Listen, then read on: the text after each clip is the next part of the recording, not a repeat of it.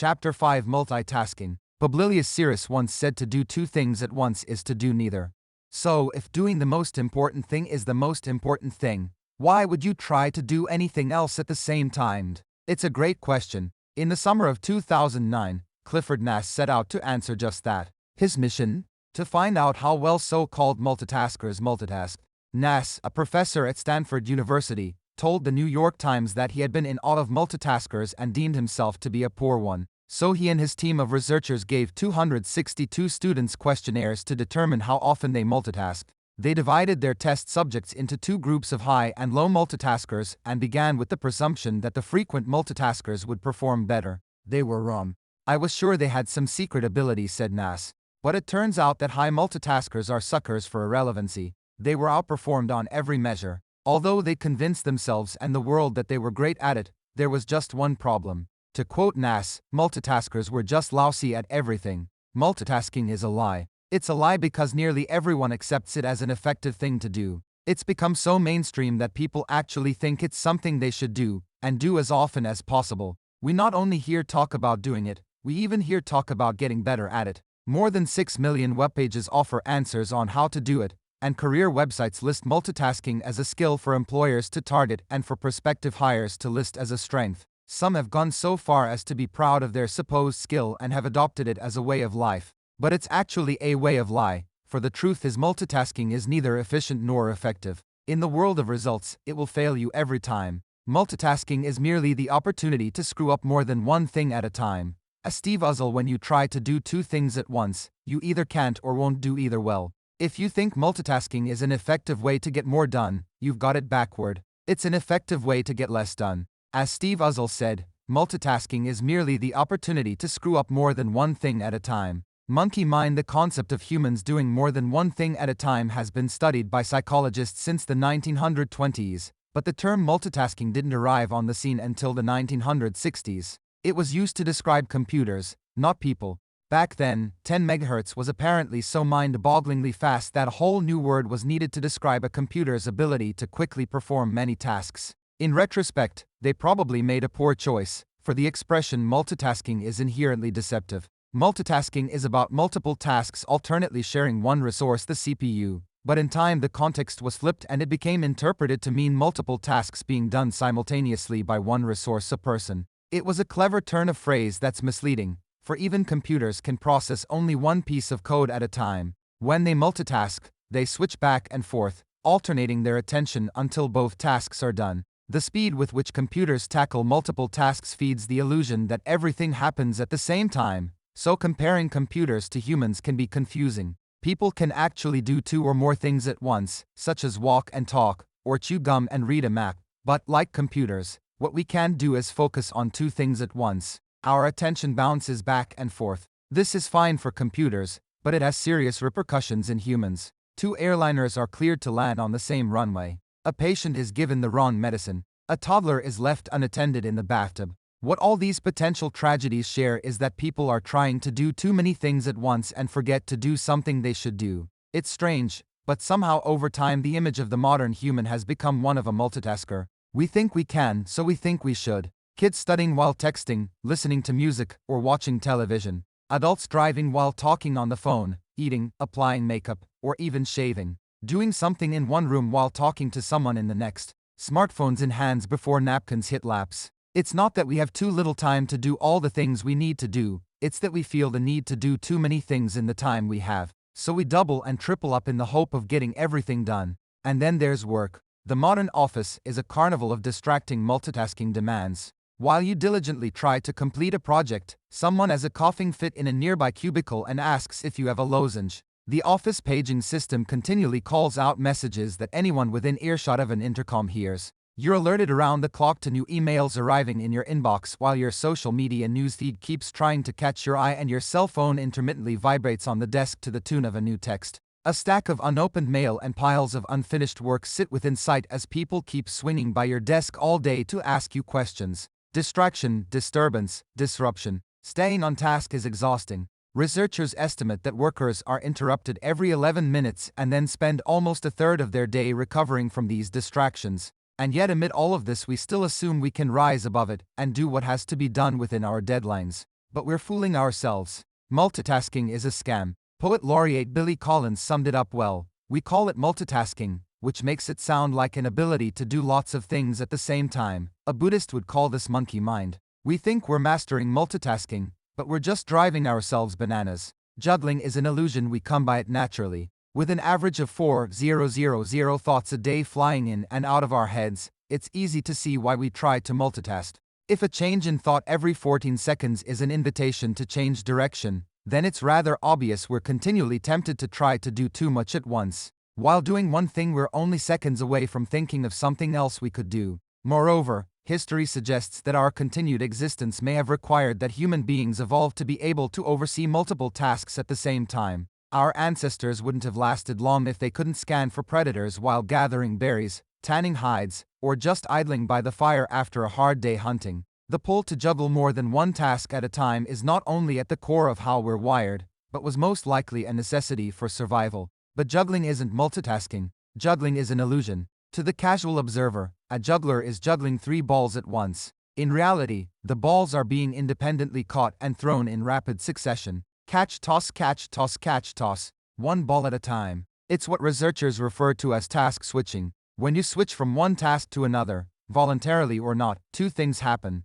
The first is nearly instantaneous. You decide to switch. The second is less predictable. You have to activate the rules for whatever you're about to do. See Figure 6. Switching between 2 simple tasks like watching television and folding clothes is quick and relatively painless. However, if you're working on a spreadsheet and a co-worker pops into your office to discuss a business problem, the relative complexity of those tasks makes it impossible to easily jump back and forth. It always takes some time to start a new task and restart the one you quit, and there's no guarantee that you'll ever pick up exactly where you left off. There is a price for this. The cost in terms of extra time from having to task switch depends on how complex or simple the tasks are, reports researcher Dr. David Mayer. It can range from time increases of 25% or less for simple tasks to well over 100% or more for very complicated tasks. Task switching exacts a cost few realize they are even paying.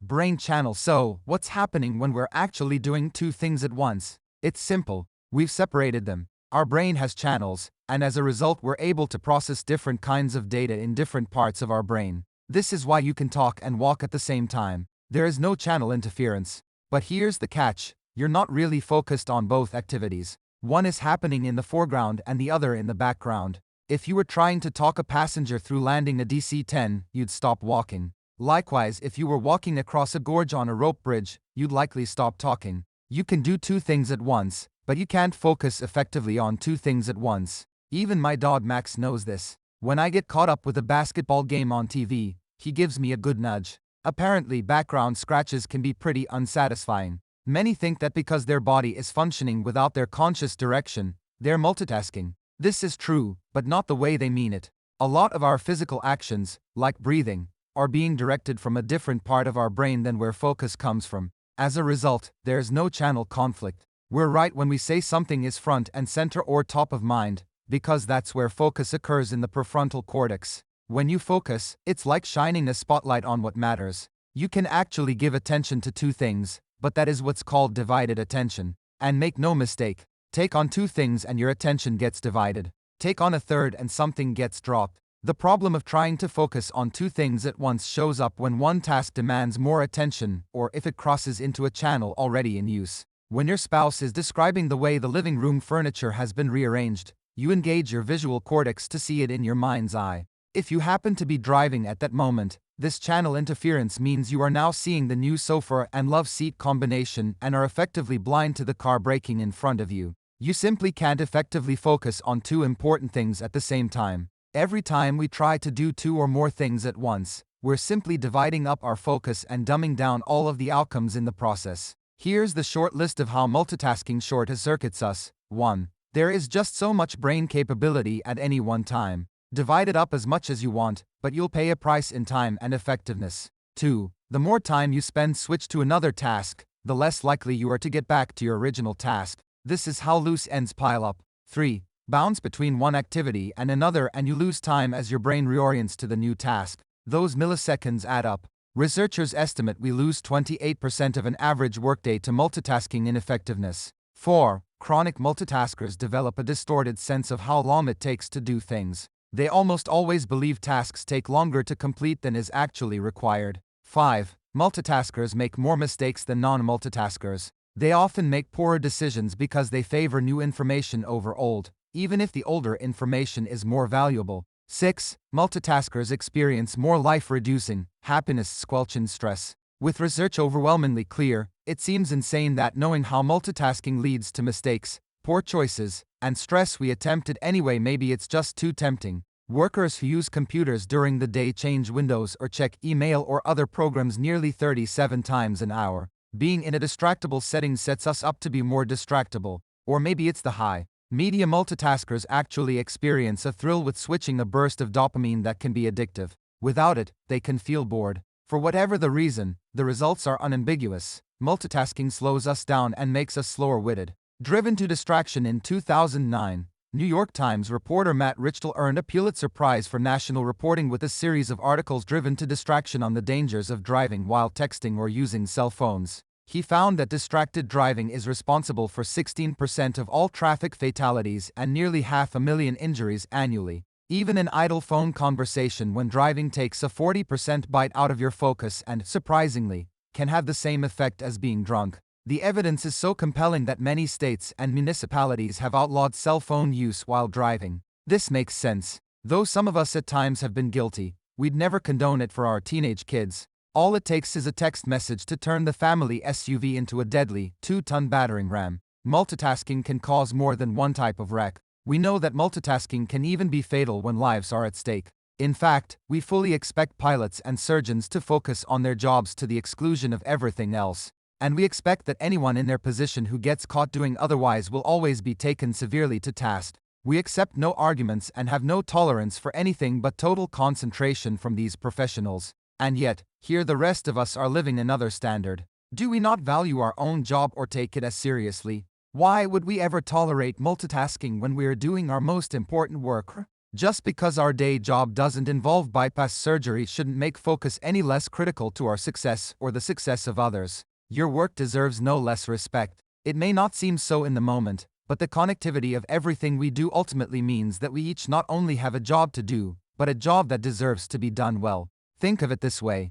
If we really lose almost a third of our workday to distractions, what is the cumulative loss over a career? What is the loss to other careers? To businesses? When you think about it, you might just discover that if you don't figure out a way to resolve this, you could in fact lose your career or your business. Or worse, cause others to lose theirs. On top of work, what sort of toll do our distractions take on our personal lives? Author Dave Crenshaw put it just right when he wrote, "The people we live with and work with on a daily basis deserve our full attention. When we give people segmented attention, piecemeal time, switching back and forth, the switching cost is higher than just the time involved. We end up damaging relationships." Every time I see a couple dining with one partner trying earnestly to communicate while the other is texting under the table, I'm reminded of the simple truth of that statement.